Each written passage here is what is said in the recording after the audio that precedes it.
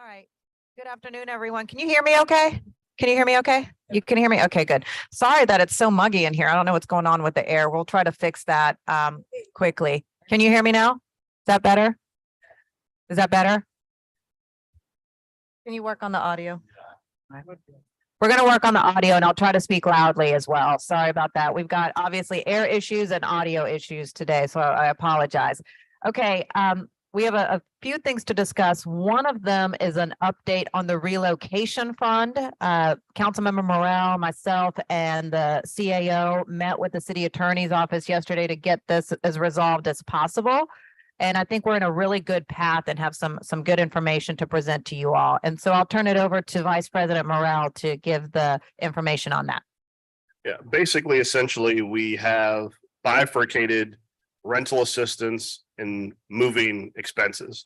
And in working with the CAO, with the city attorney, what we're going to do is we are going to reach out to TCA and work on a CEA with them to manage the moving expenses. And so the quickest and most efficient way to get that paid will be for the city to have a CEA with TCA and to allocate funds so that they can do the moving expenses portion. As far as the rental assistance, the most efficient way to do that is that we're going to take the existing rental assistance program. We're going to accept applications from people who are in environmentally compromised situations. And then once we get a gauge of how many applications come in, we're going to use general fund money to backfill that to also award that separately. So we have addressed all the legal hurdles. And so the next steps procedurally for the council will be working with the administration to the CEA with TCA regarding the moving funds, and also to get the application process in place for relocation for rental assistance, and then to find out after we gauge interest, how much money we need to allocate to have that move forward as well.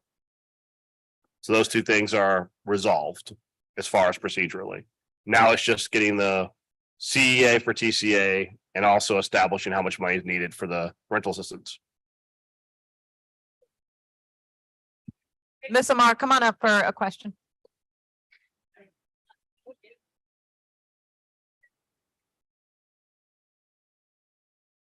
We need that amount of monies broken down to us to know what we're looking at. The total amount for each thing you just said, the rental assistance and the relocation fund. And we need to have that broken down to let us know what we're looking at. Okay, well, for the moving expenses, that is going to be based on what it costs to move someone. So it's not going to be a fixed amount, depending on how much stuff you need moved. It could vary from household to household. So as far as what that amount is, I couldn't tell you what the amount is because it's going to vary. As far as the rental assistance, the one piece we're working out as far as what the length of time will be for rental assistance, whether it'll be 6 months or a full year, and that will be based on the market rate rent. So these are not like there's going to be 2 checks that are handed out. It's going to be, you have your moving expenses for having, once you've accepted or decided to relocate from Gordon Plaza to a home of your choice, the cost of that moving from your former house to your new house, that cost will be paid directly by the city through TCA. And so if someone has a very large house, that cost will be different from someone who has a very small house. The cost is for, not for moving, the moving expense is for, a lot of people are not taking the things that sit on that toxic landfill all that time. That has to be replaced. So that should be in the moving expense also. That moving expenses, as far as what we're allowed to pay, is the moving expense. If you're talking about replacement of actual materials, that is not allowed under the law we currently have. On the advice we have right now. So we're talking moving expenses is moving. If you're Okay, talking about the cost of replacement of like refrigerators and couches and the like, that's not a moving expense, that's a replacement expense, which is different. so how are you gonna calculate the moving expense? By the size of each household? If you're moving a house, you go to a moving company and say, I need to move this house. That company is gonna give you a price on wrapping all your stuff, packing all your stuff, put it in the truck and move it to a new place. That cost is gonna vary from house to house. So that's why the expense is not gonna be a set amount, because you may have someone who tends to move an entire house full of keepsakes and things they've had over a whole generation that has to be wrapped individually, moved, and each company moving you is gonna have to bid on that and tell you what that cost is. The commitment we're talking about is to pay that cost when they tell you what that's gonna cost. But we were looking at to get the change. Like if it was $25,000, they cost that much, and we'll have the whatever the minus was from that, it's like it's just one money. Can you come up to the mic, sir? Can't hear you. Well, look, what I was saying is, okay, the moving expenses is one thing. I'm still on the $522,000, and I'm going by the 35 million divided by 67 people is like $522,000. I have like 2 homes I'm looking at right now. And I'm not looking to just buy the house, is what I'm saying. Okay, we're gonna be able to buy the house, but I wanted to still have the change from that to have as a nest egg, is what I'm saying. Is that being reached too? Because I know we're talking about the moving. That's not something, I mean, based on the previous, so using that example, which is kind of outside the moving expenses, you're talking about the two lane document they produced estimating what the cost would be for the house and moving expenses together. Since we're moved to appraisals for the cost of value, that 500 number is no longer even in the conversation right now. There's no fixed amount that each house gets and you keep the balance. Right now, you have the cost of the house after the appraisal, which we're gonna talk about the appraisal separately. It's a whole different thing, because we gotta talk about the appraisal situation, because right now there's significant conflict and we agree on the appraisal situation. Oh, okay, I know they're talking about that, but I keep horning on the 35 million and it's 67 of us. That divided is $522,000. I'm looking at a house for around $300,000. So I'm like, well, at least I'll have, let me see, with the tax and the closing costs and everything, I figure I have about $100 and something thousand left. Since we've been in this conversation, that's not something that's on the table. There's not $520,000 and change established for each person, just as cash. You buy the house out of it, then you keep the rest. It's gonna be the value of the house. I'm sorry if that was a misconception, but ever since. But I wonder, this is simple, look, $35 million was allocated and there's 67 of it. That's all I'm saying. All right, I hear what you're saying. Thank you. I just want to clarify what you were saying earlier. So you're saying that we need to present you with a bill for the moving expenses? The city will directly pay it. So you're not gonna have to pay the bill and We're move, gonna and then present the city with the bill. TCA would be the person handling the moving expenses. Whoever. You would get the quote from the company moving you. Company. They would send the quote and the city would pay it. You don't pay the bill. The city would direct pay the company to move you. Okay, so. So you're not, Bill, yes. okay. So you're not gonna pay out of pocket. The company will give you what it would cost to do it, and this TCA in this program would pay for them to move you. You would not have to pay and come get reimbursement. That's not on the table. Okay. You're doing Honorable JP Morrell, Doing. Honorable Helena Moreno. I'm kind of hoarse, but I'm gonna put the mic to my mouth. First of all, I want to thank you all for taking time out of your day just to hear about the residential Garden Plaza that you all have in the past and currently doing now. My concern is that the 35 million that was allocated to this community through you all's budget, I understand about the moving expenses and all of that stuff being intertwined, but my whole thing is when it comes down to the appraisal side, which I heard you say you'll get to that later, at a later point.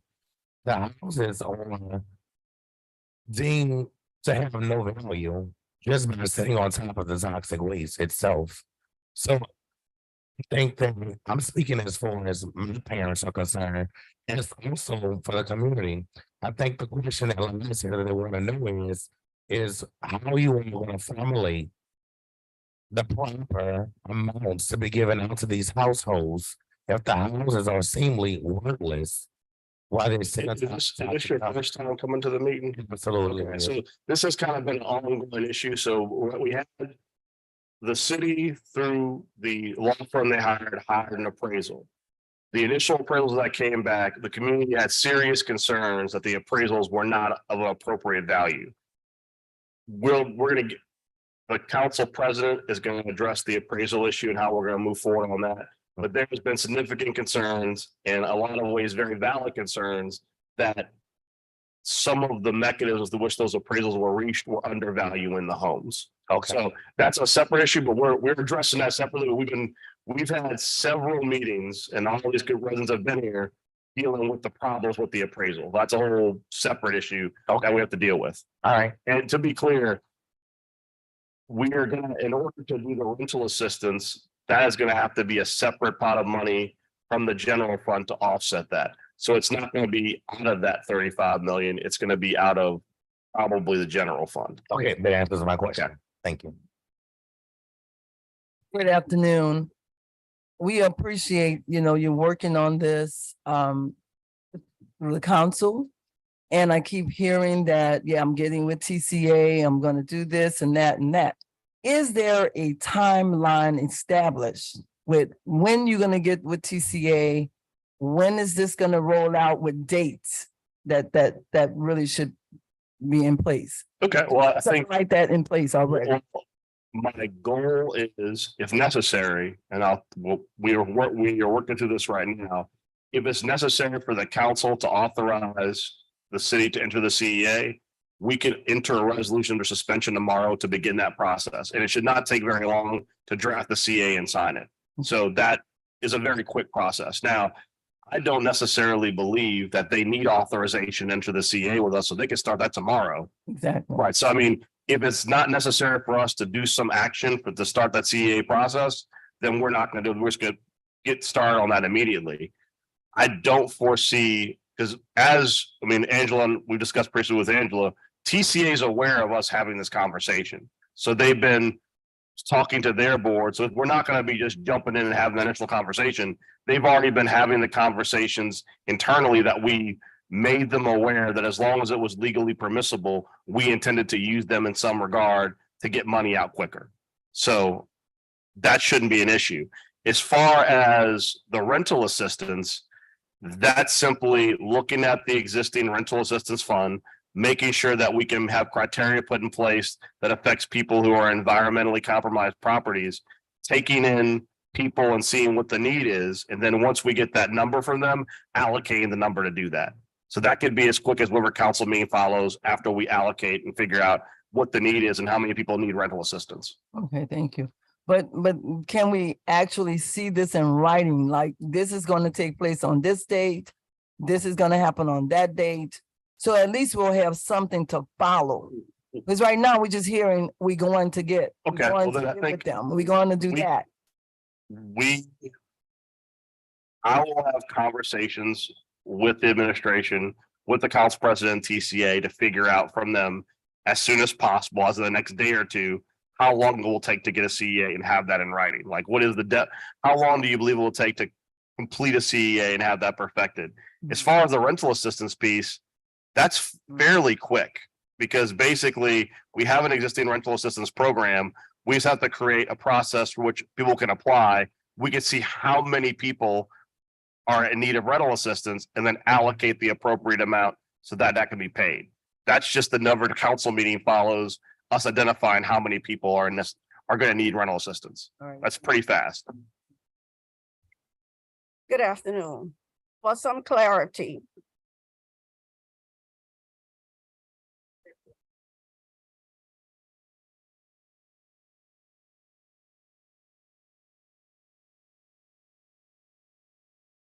Go ahead, sorry.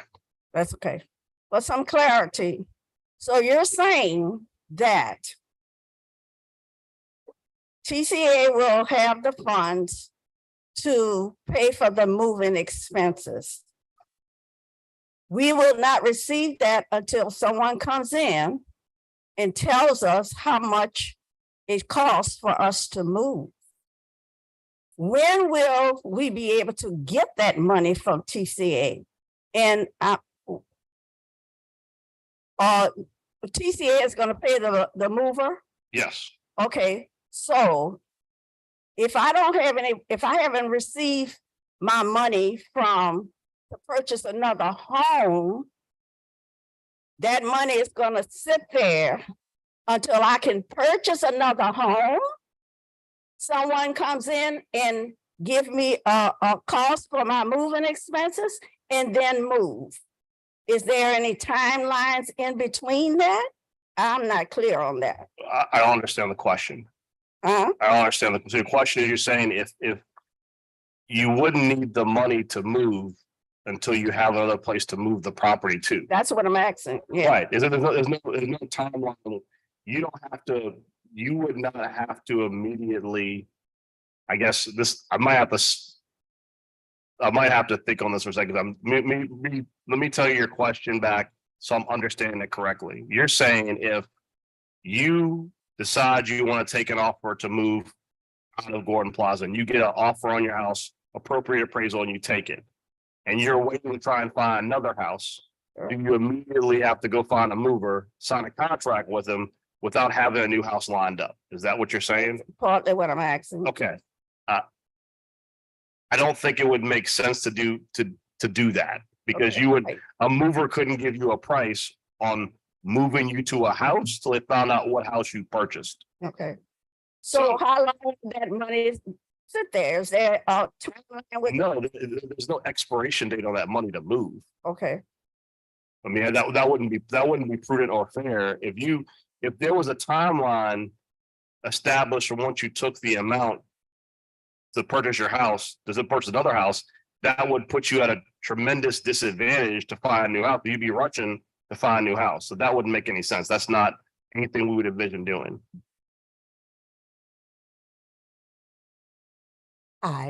Well, my understanding is that we are offered moving rental assistance to move out.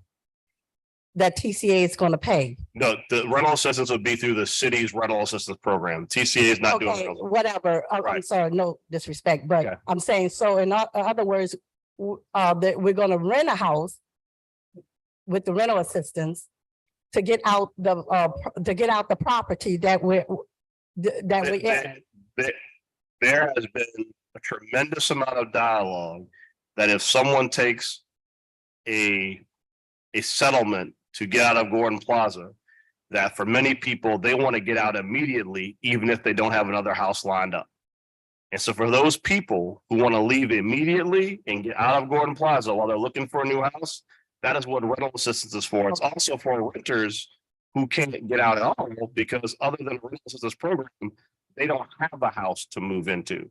So for those people who are renters who don't have the ability to be bought out, to be bought out, to have a house to sell, who want to leave Gordon Plaza, they could take advantage of rental assistance to get out of Gordon Plaza as well. Okay, and the moving expenses would also be paid? For the renters? No, for whoever For gonna move out. I'm speaking of yes, homeowners. the rental assistance is separate from the moving expenses. Okay, and you're saying they're gonna take care of that too? But what Yes. about, Well, you're moving and- TCA is moving. Rental assistance is the city's rental assistance program. okay, and if you move into a rental from out the home to the rental, a rented place, a house is different from an apartment or somewhere. What about storage? You know, what about that kind of stuff? We had not previously discussed or contemplated storage. You accumulate a lot of stuff. I understand. If that's something we also want to contemplate, we could certainly put that on the table. If you're talking about if someone has a home, they're moving out of that home to a new property, like I'll say an apartment while they look for another home and they want to put that property in, you say if they want to put their house in storage, then move to a house later, right? Well, I hope it don't even go to that, to be honest with you, Right. because it seemed like you're saying we have to move twice, which, No, I'm not envisioning people moving their entire furniture into a temporary location, then later to a house. That's two moves. so where would the furniture go if we have to get out the house? Well, if you have to give out the house, the purchaser of the house is the city of New Orleans.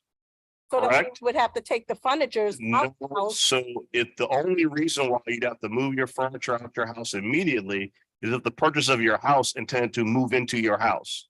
There's no one moving into your house once you sell your house. The house is going to be sitting there until the city moves forward with the solar farm. So your house, your previous house, is not being bought by a person who needs your furniture out immediately, who would put a hard timeline on moving that furniture out. Okay, but I hope it don't go that way because it just seemed confusing. I- So. I- This is fine. Okay, good afternoon. Okay. So I think the part that we're missing is this is an exercise in self-reliance by the residents of Gordon Plaza. And the language doesn't really change that much coming from the residents of Gordon Plaza.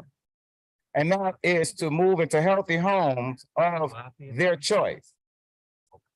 And to control their own situation because the city has had a chance to control the situation. The city has created the problem.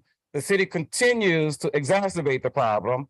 I really appreciate the three of you, including Andrew and Keith, because though you're in a dysfunctional organization, the city of New Orleans, and your roles are inherently to do dysfunctional things, you're at least attempting to concentrate on progress. So if we listen to what the residents have been saying for all this time, you will then see that all of this extra with TCA and this and that, and I know you're trying to solve problems, is creating extra problems that can come up. Because now the people have questions. Well, what about my furniture? Well, what happens in between here and there? But the language has never changed. The language has always been to take our own lives into our own hands and you do what the city is supposed to do, which is assist the residents in having fruitful, productive lives. And that's not what I see happening. And the conversation is getting convoluted and bogged down with more issues than we started with. So it's very confusing. I haven't heard anything about the relocation costs and the moving expenses. Are we speaking about them synonymously? Are they now the same in your eyes and in your understanding? Or is there still such a thing, as the residents have been saying for the last 2 years, relocation costs? That does not just include relocation expenses. And nobody needs the city of New Orleans to find them a mover. They can find their own mover. So my question is, who owns the moving company? Because it's always the same thing with any municipality. The good old boy contacts their friend who has the moving company or the construction company or the building company, just like you were here with Hano yesterday. Hano doesn't care about people. Hano cares about construction projects. That's what Hano cares about. And it's your job to redirect that. Yes, you want to make sure a construction company is able to be productive and make some money and stay within the confines. Okay, I'm gonna wait.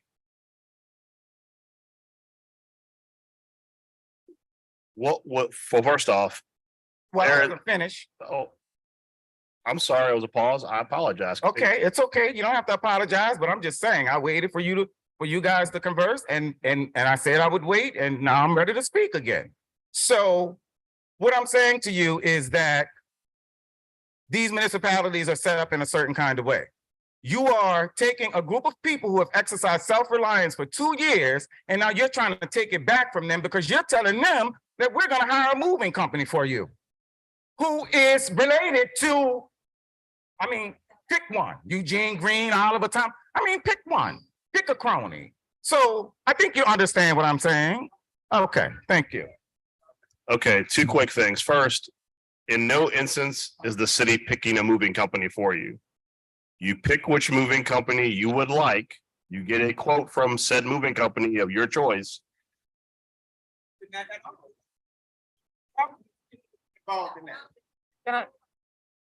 You want to finish?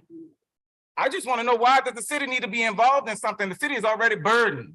And now you want to burden the city even more, or TCA or whoever you're using. We don't need you for that. We need you for the fully funded relocation. We need you for the $510,000. Let's make that happen and stop pontificating and dodging and deflecting. Like, it's just bullshit, really, to be quite honest. I mean, like, you know it's bullshit.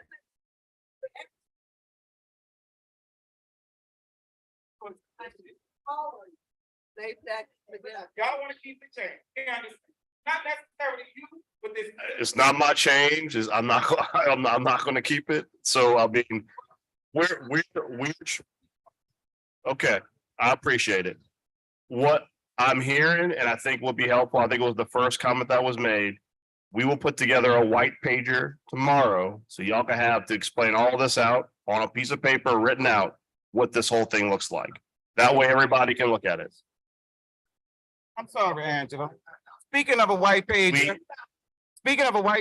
or any accountability, there has been numerous of examples that we can count to where some entity within the city or the city hired who has not kept up their end of the bargain, who has not come back into these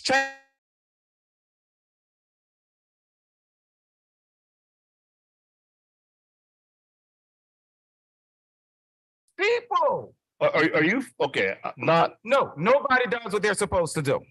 all I'm saying is because everything we're outlining today, I'm talking about putting it on one page so that everyone can see And what we're trying to say. When people say what they're going to do, they have not done it. So if you're gonna do it, that's wonderful.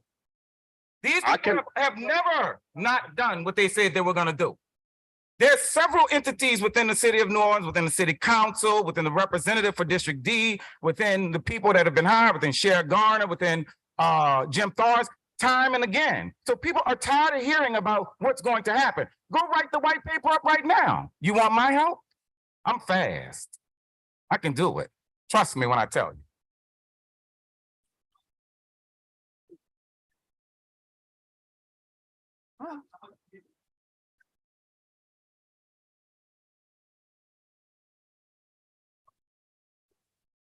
All right. Good afternoon, you guys. So I'm trying to lighten the situation. I really think what my neighbors are trying to express is that, and how I feel particularly, is that it's a waiting game once again. We have to, and I get what you're saying, Councilman Morrell, is that once we have find a moving company, get a quote, we then send it to TCA. TCA will then go ahead, pay that, and we can go ahead. But once again, we're waiting. Once again, we have to give you information and we're waiting. Now, I know you're saying it could be a fast process, but we've been waiting for years, decades. And just that little wait is a little bit wait too long. You know what I'm trying to say? I understand.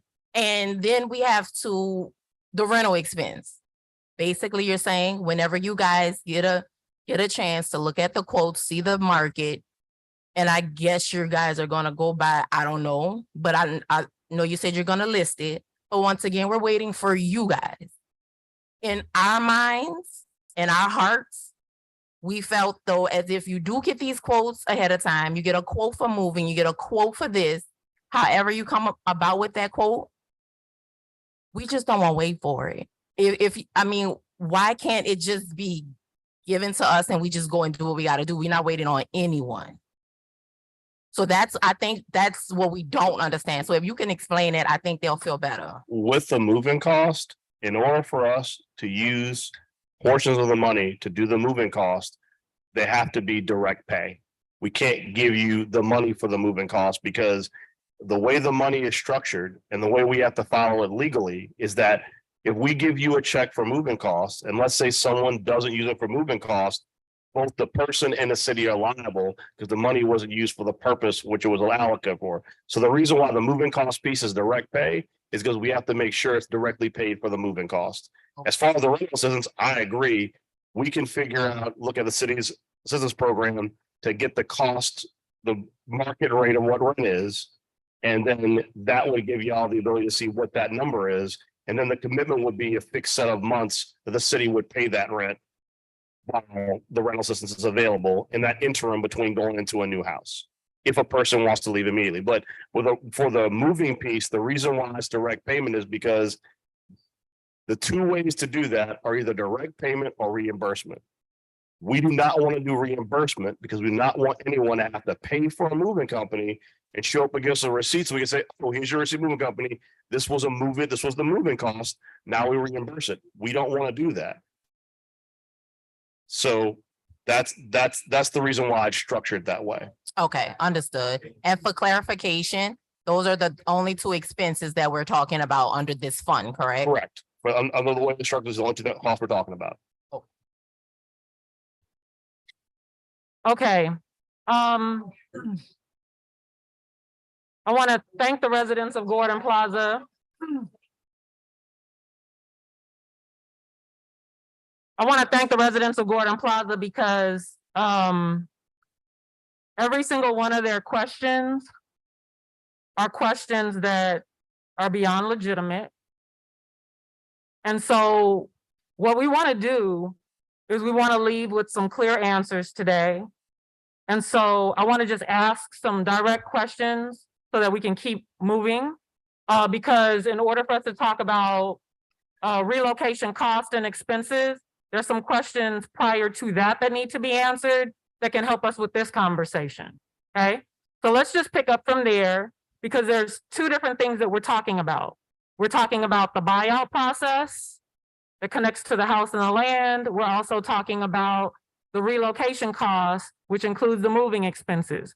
So you've given us a little bit of an update about that, but we got to come back to that before we leave here today to talk about some specific things that could help you with the white sheeter.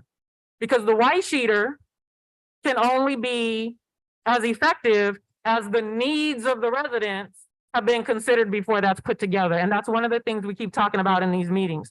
So let's help with that.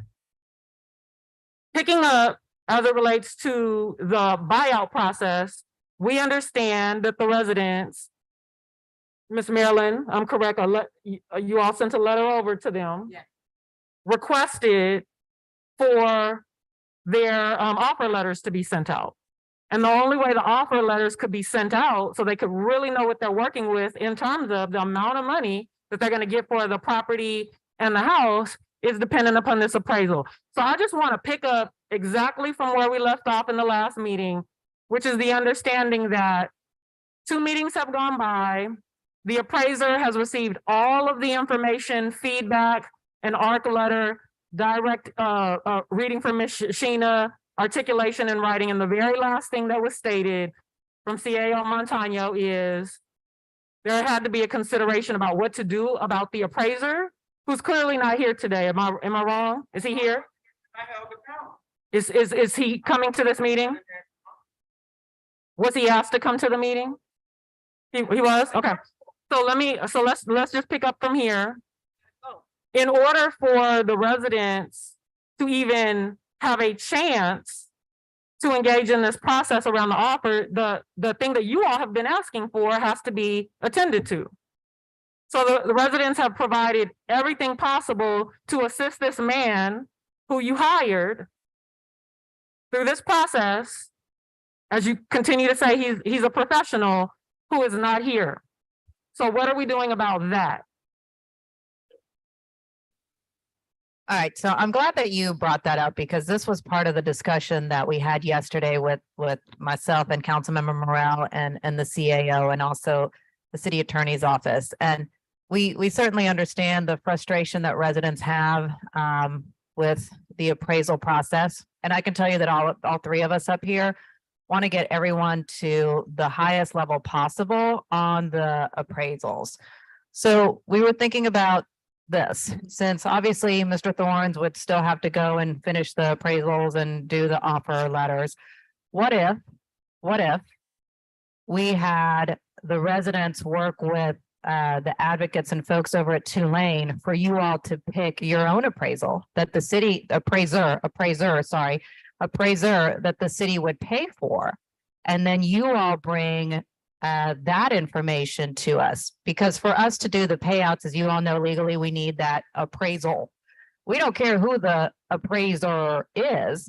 If you all, were to, like I said, someone's got to do the appraisals, but maybe it would be beneficial and possibly move the process along faster if the folks at Tulane worked with you all, particularly Mr. Peeler with the real estate department, work with you all to find appraiser or appraisers to get this finalized, and it's folks that you could pick.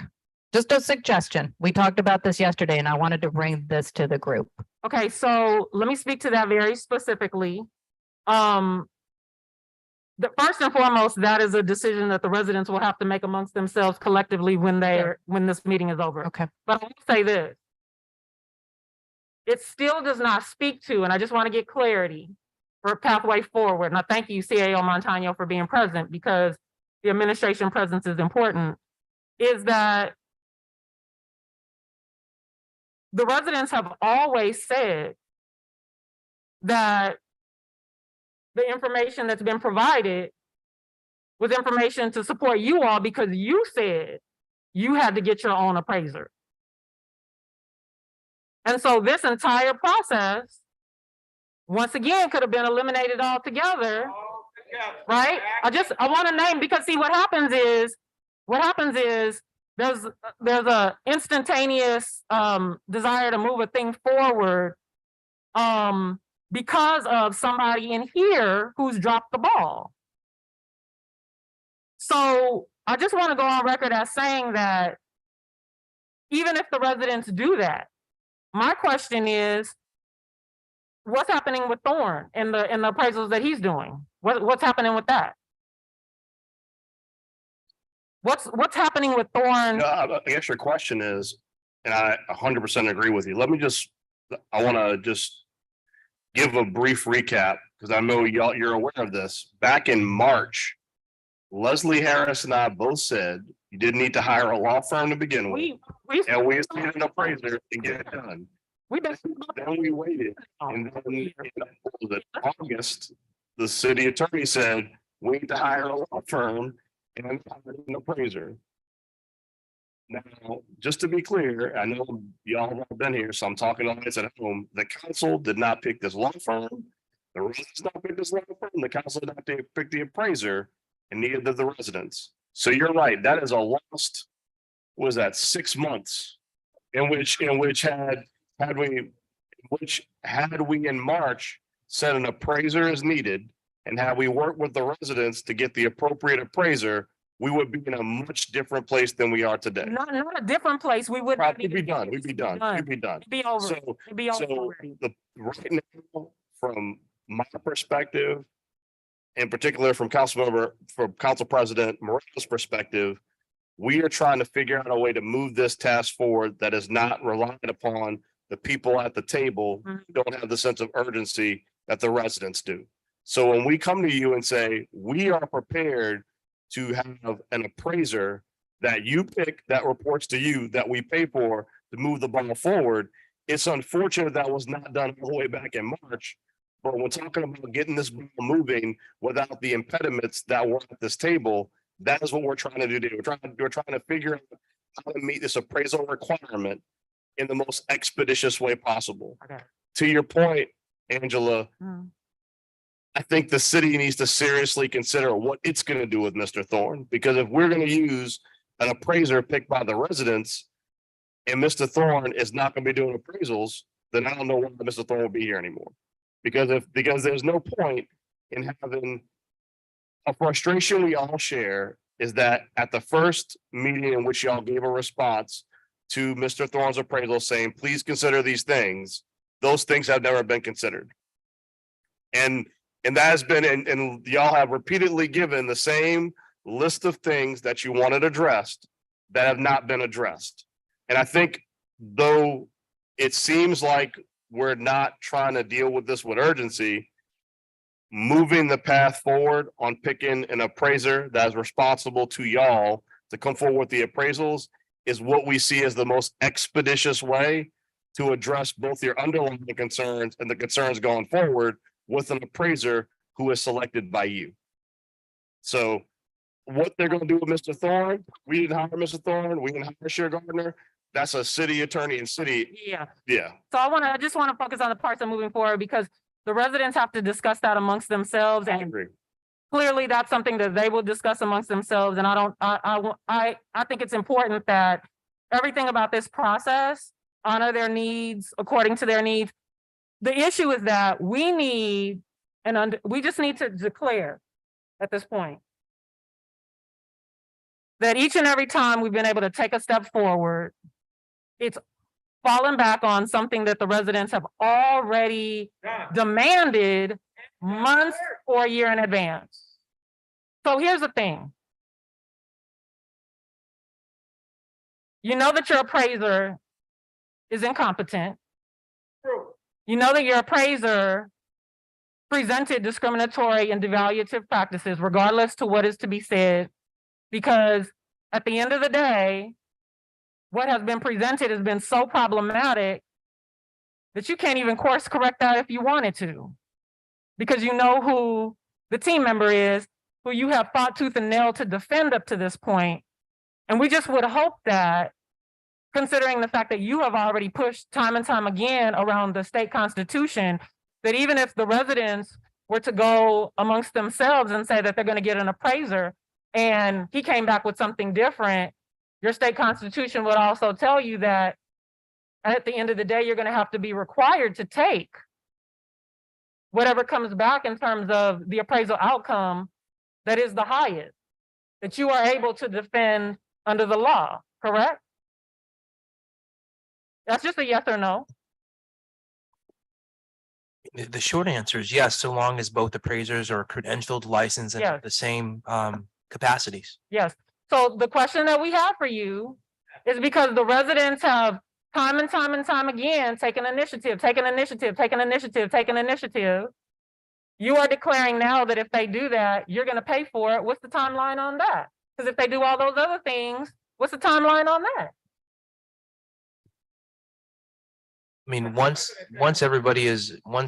law is blessed, whatever the appraisals are, I mean, we are dictated, as I've always said, by law's discretion on what we could justifiably provide. It would be immediate, I would imagine, as soon as possible. Once the appraisal is accepted, the offer letter is signed, and the transaction, I think, thereafter can occur. Okay, I'll look at law if I'm stating anything incorrectly. Because that's what the thing comes in every time. Did I paraphrase the process correctly? What the question was is if we have to if we provide Gordon Plaza an alternative licensed credentialed appraiser, and they have an appraisal. And it is accepted by the city and is it signed off by the property owner. The transaction to codify it and provide the funding necessary, I was under the impression would be immediate. And I just wanted to be sure that that was the case. They're asking if you'd come to the mic. Just come to the table, Corwin. I think he said once all the title work. Yeah, I mean, the title work done during the course of a sale. So once you go into the sale and the title work is all signed in the course of a sale, is what he's saying. Correct. Sit down, Corwin, just so you can. But I think, Corwin, I think the question too is once the appraisal is done, We have a, you can, hang on, Angela. Once an appraisal is done, you can send. on the microphone. And Yeah. then we have just some specific questions. So real quick, but once the appraisal would be finished, just like in what we saw in the past, is that an offer letter could be sent. Yeah. Okay. If the city accepts the appraisal as accurate, an offer letter, the same correspondence would be transmitted, asking them to accept the amount of the appraisal, which is what we have been offering. And then we'd set up a closing. Of course, the title work would need to be done to establish that the person who's purportedly to own the house actually owns it and has a clear title. All right, Angela, your questions? What is your interpretation of as accurate mean? Because for us, you're talking about a licensed appraiser. And what does that mean? We just want to be clear, because if we're going out, Angela, if we're going out seeking somebody, she's, we want to be clear that we're seeking out somebody as a professional that's going to meet the expectation and need, because you all have demonstrated for us seeking out somebody who you call a professional and it didn't work out. so the So we question, want to know what that means so that we can take these steps forward. And this is actually us being cooperative as it relates to this. so the question is, if the residents pick a licensed appraiser who is credentialed, who says this is the appraisal value, would the city have any grounds to not accept that appraisal as valid? If the person meets all the criteria of being a licensed appraisal and shows their map that this is the value of the house. Is that the question, Angela? No games of saying, I went through an appraisal, you came back, to this is the amount, we're gonna say this amount's too high, I don't like it. Because there's Ask the question. I mean, I would respond that just as the residents have indicated that they're not happy with the appraisal that was produced, there's certainly the possibility that the city could be not happy with the appraisal that was Okay, all right, produced. okay, all right, okay. So what's your name, sir? Because I want to know if you looked at the Jim Thorne's appraisal for Miss Sheena. Yes, I did. It's totally inaccurate. It has missing places. It has information that's not completed. It has 3 homes in flood zone that's not brick. It is no diversity. You call that accurate? That is sloppy work at best. And you accepted it, but now you're telling us you're going to scrutinize. You could potentially scrutinize an appraisal that comes from someone else. You can shake your head all you want. This woman just told you that your appraiser was incompetent, is incompetent, and we can prove it. And I have to disagree with you. What is there to disagree with? So we can look at it in black and white. You can look right at it and see that this is incompetence. This whole city is incompetent, except these 3 people right here, incompetent, not incompetent. If you want some progress, now we're gonna hold them 3 accountable just as well, but the rest of y'all are incompetent, including the mayor.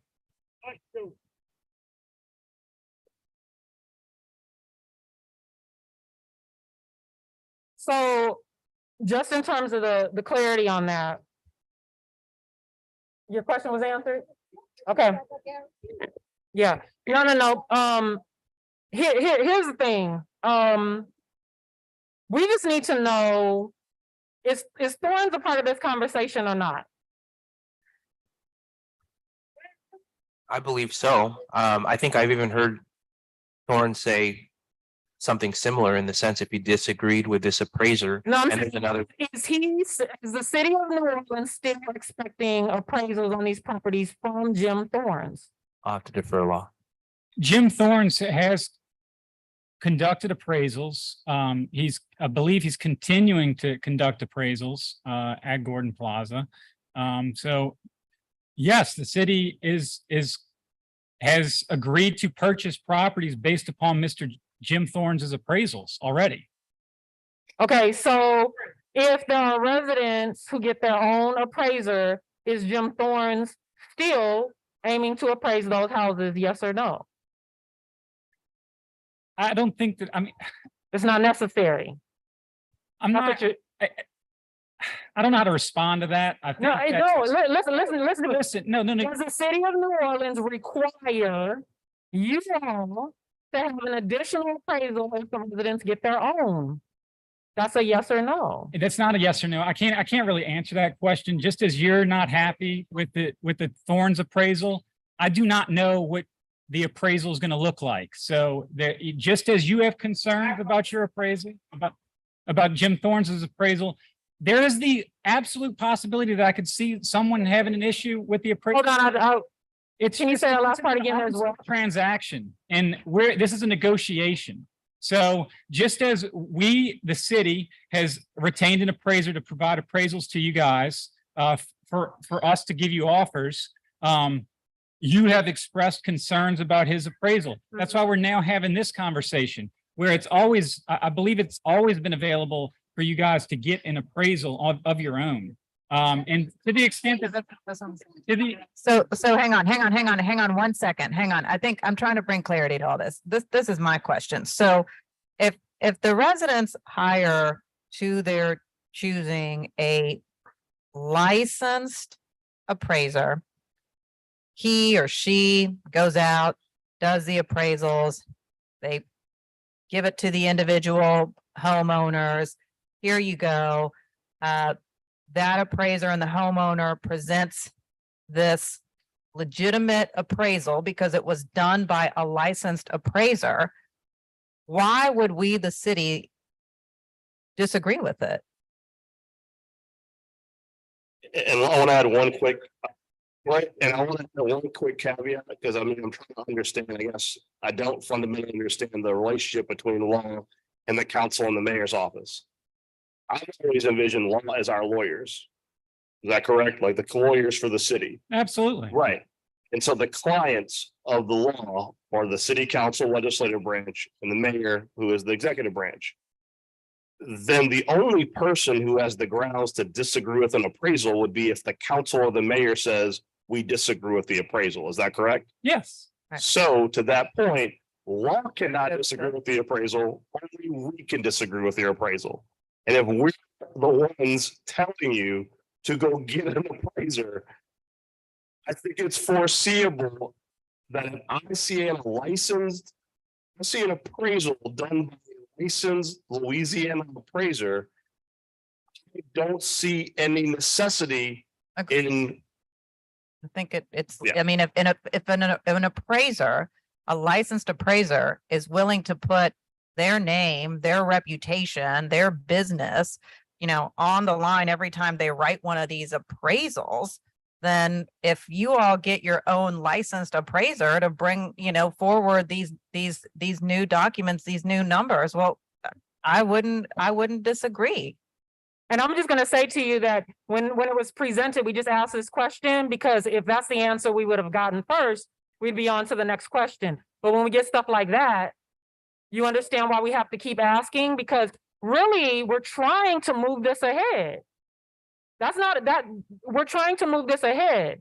So if there are the possibility of stumbling blocks that people already know, because I got them ducked off in the corner, then just name what needs to be named. Yeah. So what I hear you saying is,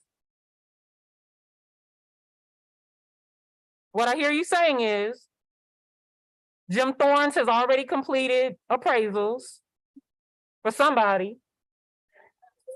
And those people who decide to accept those offers will do so. That'll be that. And then the residents get their own appraisal. If the city is paying for it,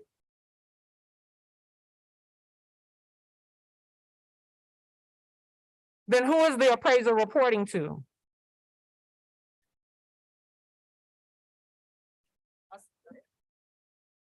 I mean, I would think that they report back obviously to us, to the residents, come before the task force.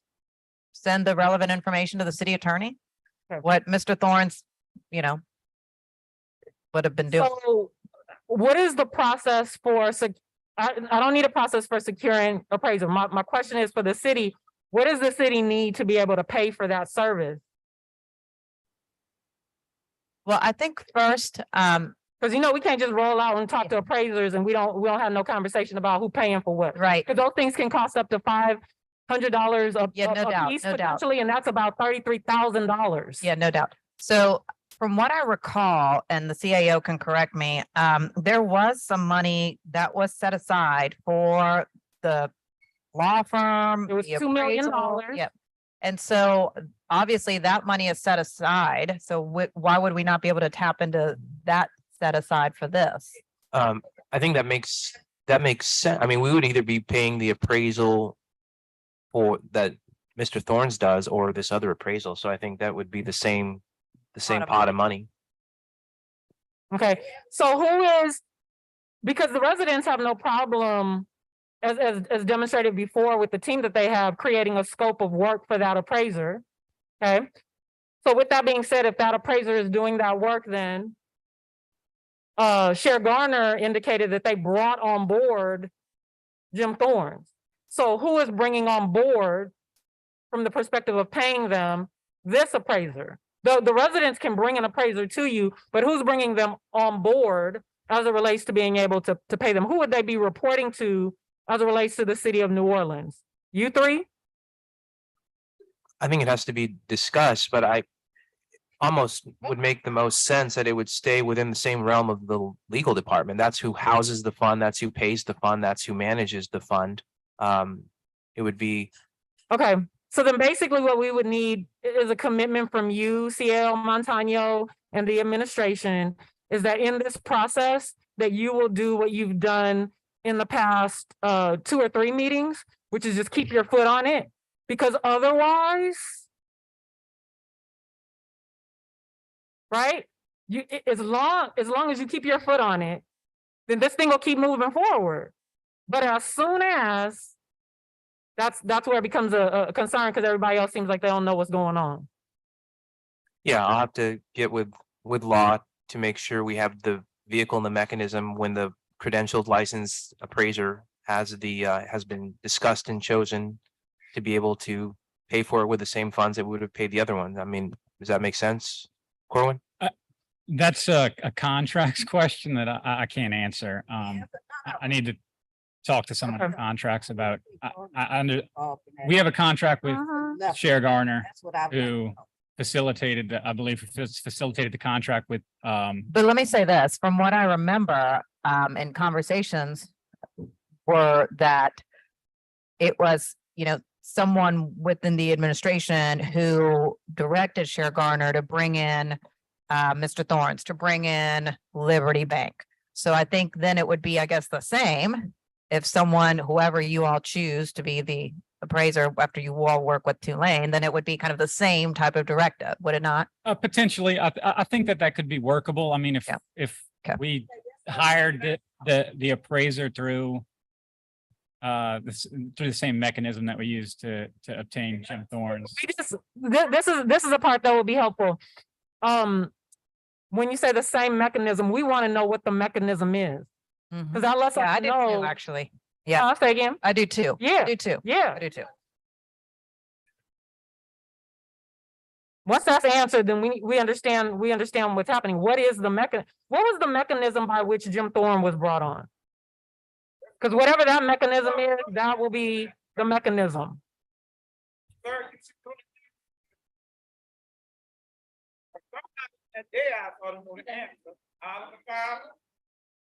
Again, this is a contracts question, it's procurement. I don't deal with those things, those issues.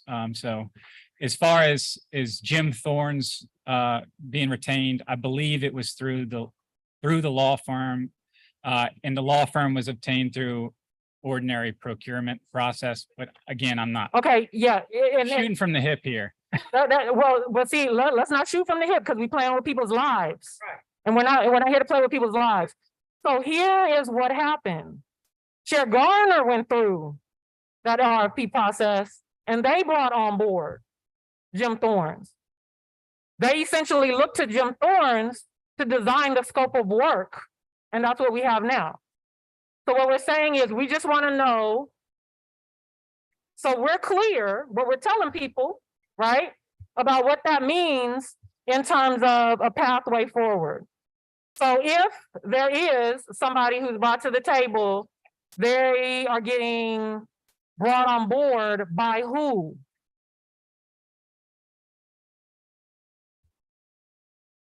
Because no serious appraiser gonna just be like, they want to know who are they talking to?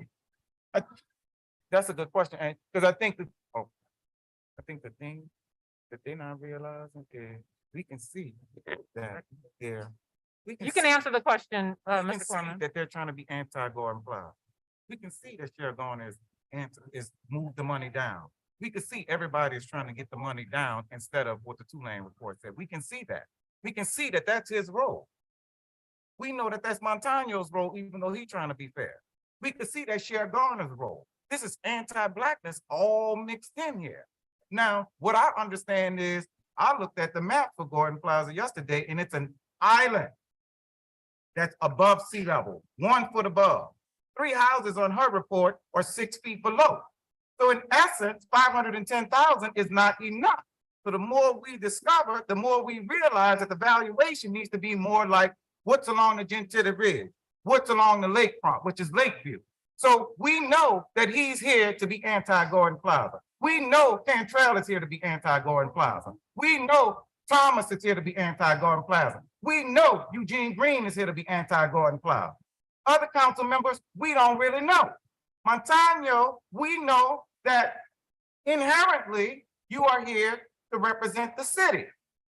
But you are trying for fairness, which is commendable. But we know this whole operation is to be anti-Gordon Plaza and to get the price down. And the only people who are pushing this along in a progressive way on the administration side, well, of course, it's the residents, but it's these 2 council people right here. Now, we're gonna hold you accountable, but nevertheless, we see everything that's going on. It's not like we're blind. Sometimes we'll act like we don't see it and give this man who wasn't paying attention, like Connie in Baton Rouge, because he was on his phone.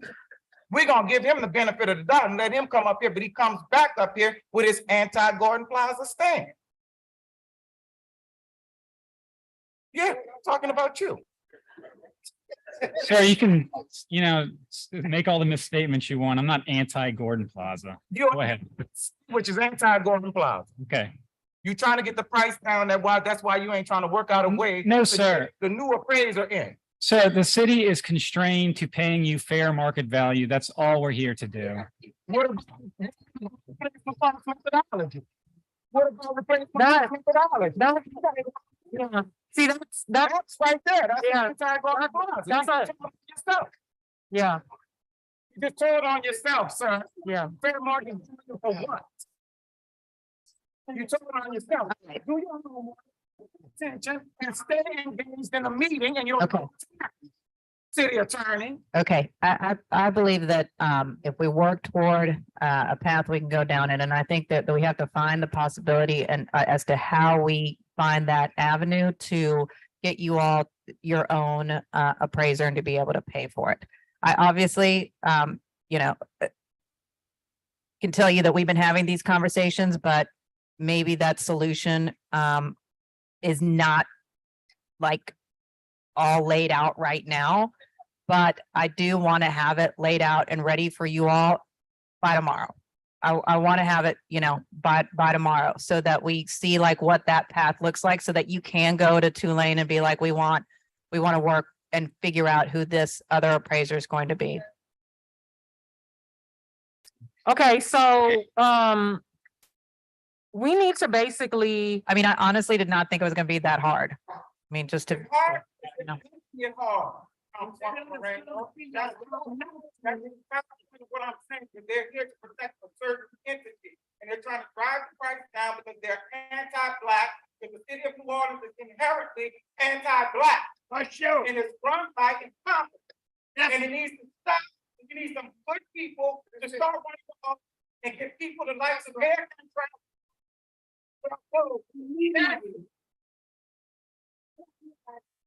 All right, Angela, sorry I interrupted you. Go ahead. No, he said it.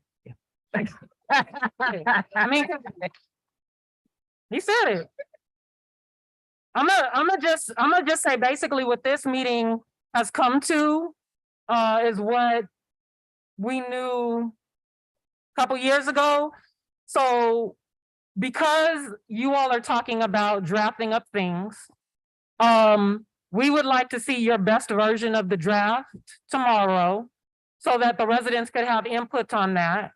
And it's not gonna take them long to do that, but Angela, the reason why we said Friday, not tomorrow, is because tomorrow's tomorrow's budget. Tomorrow we have to pass the annual budget, so we can certainly get you something for Friday, but tomorrow everybody's got to pass the budget for next year. okay, well, I just want to say the reason we need the draft as soon as possible As soon as possible. is because when we left the last meeting, this was the day that all kind of drafts and solutions were supposed to be presented. So the key is if we can get your best version of drafts so the residents can review, we would like to be able, at this point, with these things connected to real timelines, to come into the next meeting and be able to say, here's when the residents will be able to access their funds. And as it relates to the moving, they will be able then to determine some stuff, because we got one more thing to resolve today. You ready? Because the goal is to be proactive. Is you all have the $35 million sitting in a separate account at Liberty Bank.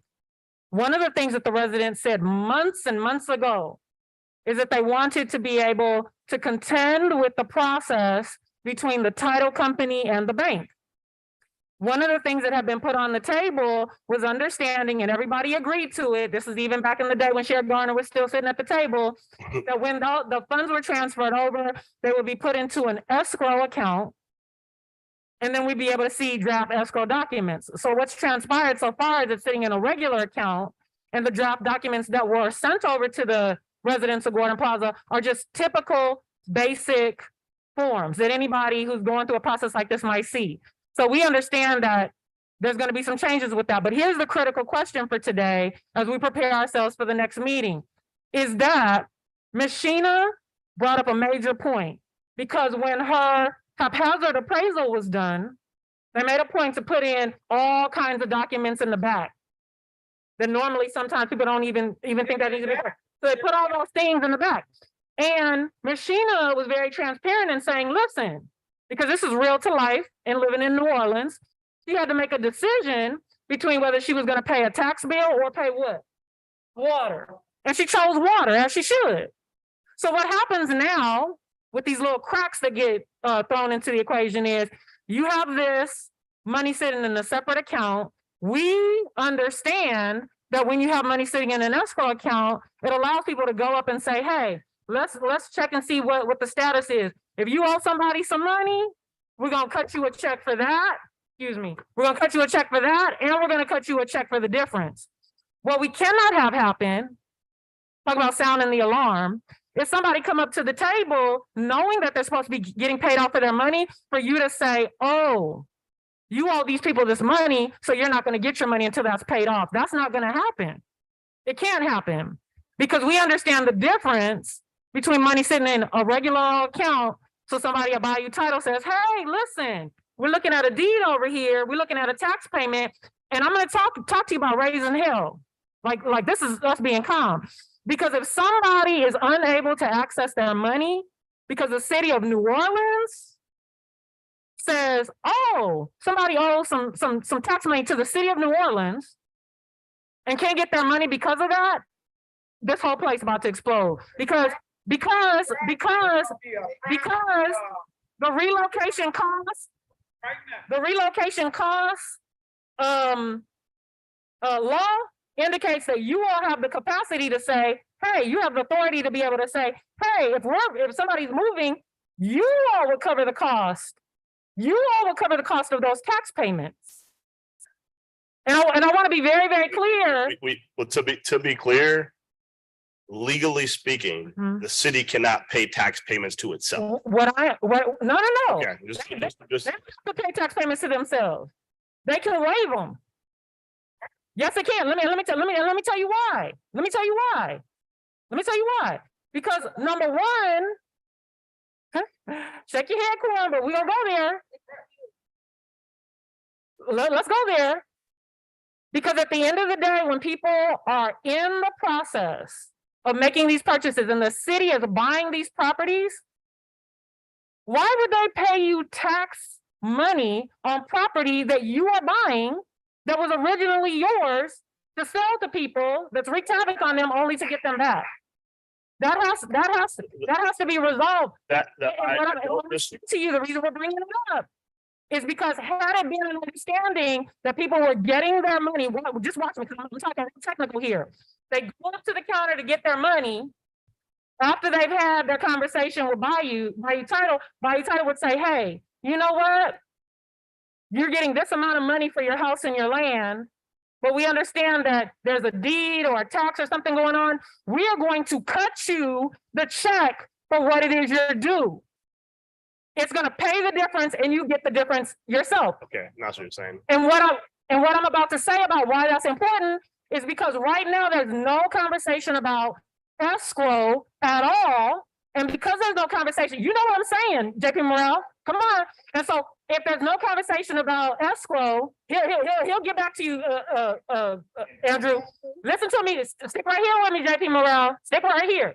Because you know if there's no conversation about escrow, these people right here, they're gonna say, oh, you don't went up there to get your money. I'm so sorry. You can't get no money because you owe the city of New Orleans $10,000, $5,000 or taxes.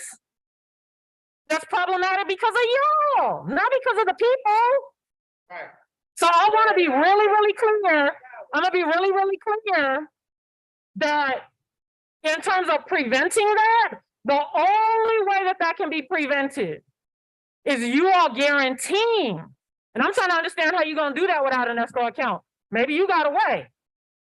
But if there is anybody who has an outstanding deed or taxes, they cannot be prohibited from getting their money in this process, and you all must address that. I want to say it back to you so I know I'm getting it correct. So what you're saying is that your position is the money is, if the money's in escrow, let's say you got $300,000 coming to you, you got a $9,000 tax bill. Just throwing numbers out there. Yeah. If you go currently and money's in a regular fund, your position is you go to Bayou Tile and they go, oh, you got a $9,000 tax bill. See you later. Yeah, correct. You're saying your position, I gotta go check this, but it sounds logical to me. The money is in escrow. You say, oh, you got a $9,000 tax bill. It is $291,000. Here's the money paid off. We both go our separate ways. You listen, Montaño, because they're gonna try to get you slipped up in the back. Listen. Yeah, I understand that. Is when you get to that counter, and if y'all gotta talk about it 3 or 4 times when you leave here, please do. We need to because I'm telling you now, whatever little protest was outside of Liberty Bank, we about to, if somebody goes up to that counter and somebody says, no, you can't have your money because, that is going to be a major problem. This right here is lightweight compared to that moment. We're saying to you, that has to be addressed. And because that was not brought back up since the last time, people were like, oh, no, it's not an escrow account. It's just in a separate little account. We know what that means. And we haven't even been able to have those real kind of conversations yet because people still twiddling their thumbs about basic stuff. And we don't want to hear no excuse about it because we understand that that's how it works. People go up to escrow accounts all the time and they say, hey, I'm getting my money. Y'all over here, you owe something. They cut those checks so easy breezy at the exact same time. The residents have said, when you opened up with your report, people do not want all this back and forth. What they want to be able to do is access their money, make the choices that they need to make about how they want to move and when they want to move. And I trust, they're not trying to be there. They're trying to leave, but this stuff back and forth prolongs the process. And that's something that could be prevented on the front end. So I completely understand what you're saying now. When you began, I was Do like, you too now? I get it now. So that is something that needs to be addressed ASAP and be considered before everything else goes. I get it. I get it. I get it. I completely understand it now. I'm gonna take what you put down. I'm gonna go iron it out and make sure I hear what you're saying. I got it. Because, and this is what I want you to hear me say, Montaño. You know, when they sent the $358,000 offer to Machina, when they put all that stuff in the back, they're like, hell, you got 30 days to accept or deny this offer. But at the end of the day, honey, you're gonna pay us this money or you're getting none of it. You would never get, that is a setup for failure for the people.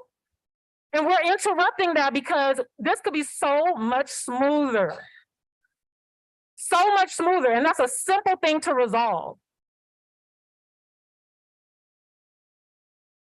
Okay.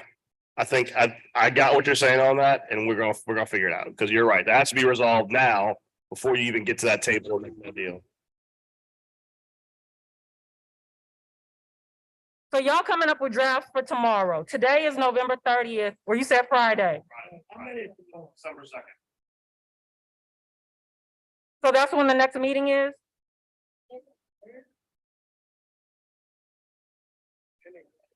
All right, next meeting. Because we would just like to address those. If we could get those things, we could just address those things. We could do it even in the meeting and keep it moving. All right. What's your schedule look like? When do you have it? We're gonna do a little recap before we leave. We just need this date and time for Friday. Tuesday? Hang on.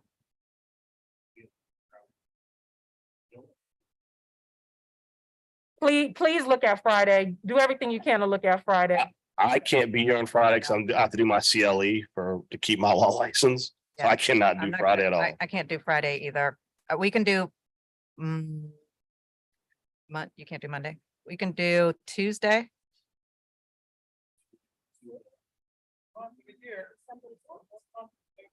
You know, we're trying to get all this wrapped up by December 16th.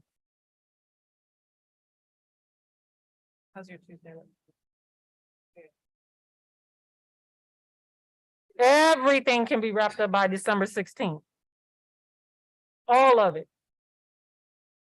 You didn't. Okay, 12:30 Tuesday, 12:30 Tuesday. Lunchtime. Do you have an evening time?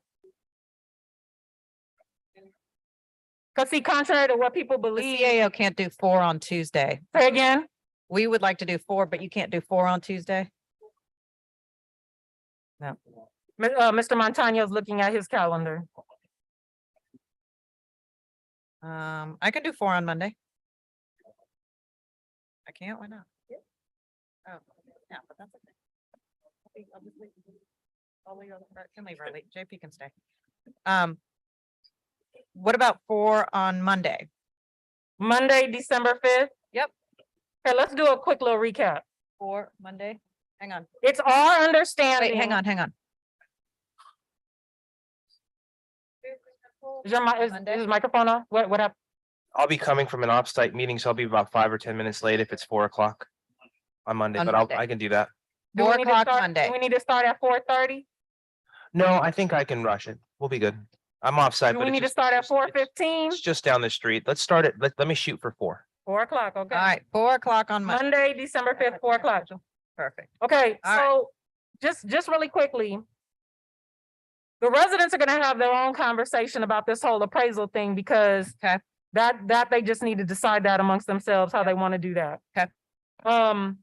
The number one, you're gonna work on the draft, the best version of a draft of a process around the relocation expenses, and that's all encompassing. So let me just for the masses.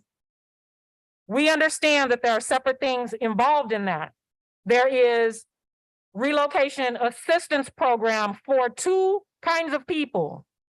The people who are renters and the people who say, listen, I'm pursuing a house, but I gotta get off this toxic land. And I would like to be in a place where the rent is being paid until I can get into my new house. That's an optional situation for people. It's not a forced choice. The other thing is we understand that as it relates to the moving expenses, what you're saying as of today, but I still think that there needs to be more conversation about this because the residents have expressed their concerns already about what it means for them to secure their own moving process, their own moving people and all that stuff. And then in order for, if it ends up being TCA to pay for it. Yes, and well, what I will say is this. There was always the option, the city has movers under contract. Mhm. What I did not want to do was to have the city, I wanted the Gordon Plaza residents to select their own movers, not have the city use its movers. That's why there's that step in the process to have you select your own movers, not have the city select movers for you. Yeah. So that's why that whole process The- has those steps. The key, just before you work on your draft and also, President, is that as you're working on your best version of the draft to get feedback from the residents, that anything that looks like it's going to create a barrier for the residents, we're trying to eliminate the barrier first. Like if you can eliminate it before you present it to them, that's gonna help. But if you say, hey, this is what we have, there's gotta be room for them to say, hey, just wanna let you know this is a red flag. And we could just resolve it on the front end. And then same thing when it comes to the appraisal piece, because really, if it's just about an appraiser, then okay, that's a process. But what has transpired right here is where all the nuances lie. And again, we're not trying to prolong this process because this could be done already. All right, so who is taking responsibility for having the conversation about the bank component when it comes to the payout? When people come to the title company and they say, hey, this is what we're looking at, to ensure that people get their checks cut, plural checks cut, if necessary. Some people it's gonna be one check. For some people, it might be 2 or 3 checks.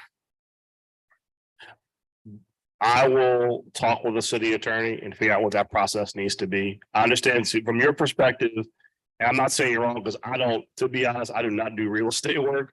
But understanding your position, which could be correct, is that if there's an escrow account, you can write separate checks out of it and just be done with the transaction versus a normal account where the transaction would have to be complete. And if there's a barrier to complete the transaction, it just stalls. Right, preventing the stall because it's already evident what we're dealing with, the checks get cut accordingly. I'm happy to chase that down. Find out who in city does real estate to see if that's actually. To chase with great confidence, because we got a nice little list of white folks who say this has happened for them all the time. Okay. Even some attorneys who have also said, hey, you know what? This shouldn't even be a thought process. The city should have presented you that option from the beginning. I have no doubt they're correct. I'm just saying personally, as a non-real estate attorney, I can't give you legal advice in an area of law. No. Say with great confidence. I will chase it with great confidence. Say otherwise, they lying. All right. All right, residents, anything else for today?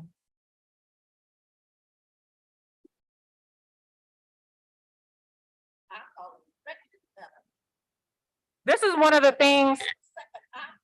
Yeah. Yeah. Yeah.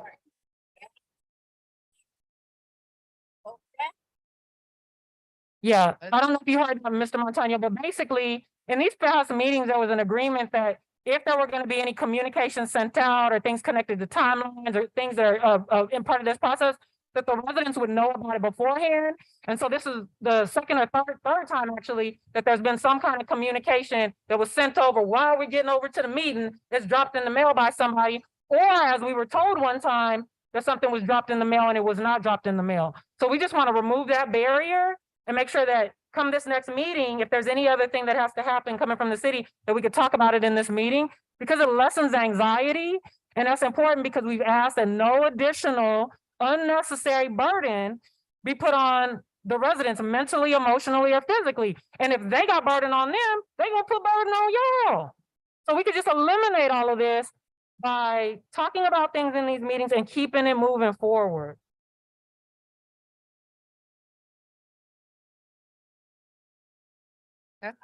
Okay, look, if y'all, people, yeah.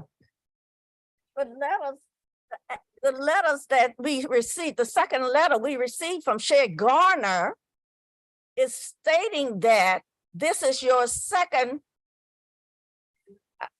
offer, opportunity to get an appraisal done by Jim Thorne to move, I'm gonna say to move the process forward. That's intimidating. And that needs to stop. So I want to know on behalf of the residents, where does Shay Garner is there still involved in this process? Because that needs to stop if we moving forward with what you all are presenting to us. So the agreement that you're asking for is that they stop sending y'all letters. Correct, And if there's gonna be any Intimidation. communication that they know about it beforehand, correct. because you all will say what's coming. And is Shay Garner still involved? Is Shay Garner still involved? I don't know. I don't. Because they're gonna keep, if they're still hanging out there in the background, it's no tell, I don't trust them. It's no telling what they may do, just like I don't trust the city attorneys. You know, we are prisoners. Not that we choose to be prisoners. We're prisoners, not that we committed a crime. We're prisoners because we choose to do the right thing, purchase a home, and here we slave prisoners in our own home. So Shay Garner, the city attorneys, they send don't know nothing, can't answer your questions, because they're sitting there on their phone and they're playing with our lives like we are not human beings. We're human beings just like you are. Our blood runs red just like you, and you're gonna die just like us. And you gotta face the consequences of what you're issuing out just like us. Let us talk with Sheer Gardner, and we'll figure out, maybe we can do a pause on some of those letters and just have more of a conversation. So I'll work with city attorney on the Sheer Gardner letters. Thank you. All right. All right, well, that looks to be it. Thank you all again for being here. We'll send the information by Friday and see you next week. Thank you.